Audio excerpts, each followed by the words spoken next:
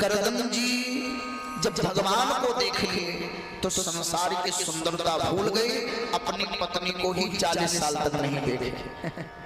एक दिन अच्छा पत्नी भी घर छोड़ करके मायके नहीं गए। अच्छा आज हालांकि शिक्षा में तो ऐसा नहीं है, सिद्धार्थ नगर में नहीं, हम बाहर की बात कर रहे हैं। अच्छा अगर पति मुंबई दिल्ली कलकत्ता रहता हो, लखनऊ रहता हो, तो पत्नी अक्सर फोन पर कहती है हमारा मन यहाँ नहीं लग रहा, हम भी वहीं रहे। अरे घर पे अम्मा है बाबूजी हैं तो हम ठीका ले बानी तो हरिया अम्मा बाबूजी के। अच्छा किसी ने गीत भी गाया था हैदर अली जी ने कि जेकर पियवा बसल परे देश से सखी वो कर ससुरा से नीक नहीं हरवे बाजे कर पियवा बसल परे देश से सखी। लेकिन ध्यान देना आज माता देवहूति अपने बहुत बड़े राजा की लड़की, राजा मनु की बेटी, लेकिन अपने पिता के घर नहीं गए। करदम जी ने पूछा देवी आप अपने पिता के घर क्यों नहीं चले गए?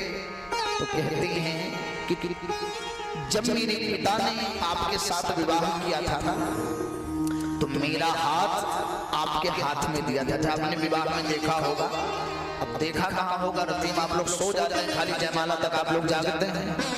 विवाह में पंडित जी बेचारे जागते हैं, दुल्हा दुल्हन जागते हैं। अब आपके साथ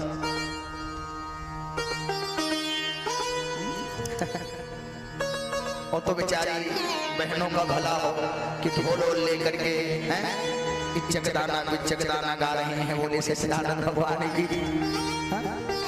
नहीं तो सब सोते हैं, बोले से सच्चिदानंद भगवान की। अब तो भागवत कथा में पहले हर जगह 4 बजे भोरहरी गाया जाता था, अब तो जब से वीआईपी समय आया अब 4 बजे कोई भोरहरी कहाँ गाता। नहीं तो पहले भले नींद में रहती थी माता जी। जो हम जनती गुरु बाबा हैं रामा अच्छे अच्छे जीवना बनाए रहती अंगनैया बीचे तुलसी लगाए रहती अंगनैया बीचे तुलसी। अच्छा 4 बजे माताएं गाती थी, जो लोग सो भी रहे होते थे, इतना ना कर्ण प्रिय लगता था ये गीत, लोग उठ करके बैठ जाते थे। बोलो हाँ जी कि ना जी? अब कहाँ कौन गाता है? हम लोगों को भी 4 बजे माताएं जगा देती थी। जैसे शुरू होता था पंडित बाबा तोहरे पोथिया पे चूंटी मरी पंडित बाबा तोहरे। अच्छा उस आज तक हम गीत पुस्तक में ढूंढे, कई जगह ढूंढे, लेकिन हमारी माताओं का ये गीत आज तक कहीं नहीं मिला। झांझर गेरुआ गंगा जल पनिया रामा कहीं मिला, लेकिन सभी बूढ़ी माताओं को याद रहता था ये गीत, बोले सच्चिदानंद भगवान की। कहाँ कोई जानता है?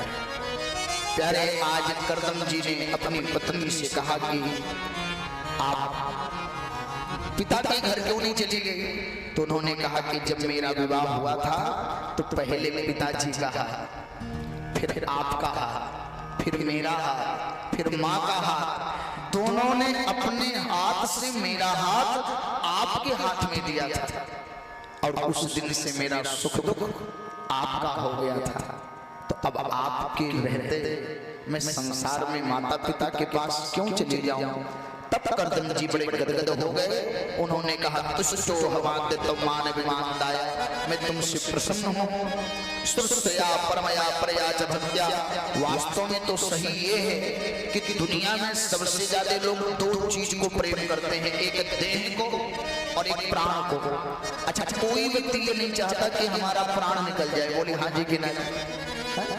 अपने देह को सुंदर बनाने के लिए, प्राण जल्दी न निकले, उसके लिए तमाम युक्ति लगाते हैं। लेकिन देवी देह प्राण ते प्रिय कछु नहीं, उस देह को भी तुमने मेरी सेवा में लगा दिया। भूखी प्यासी रह करके यहाँ बैठी रही, अब तुरंत करदम जी ने मन की गति से चलने वाला विमान बना दिया।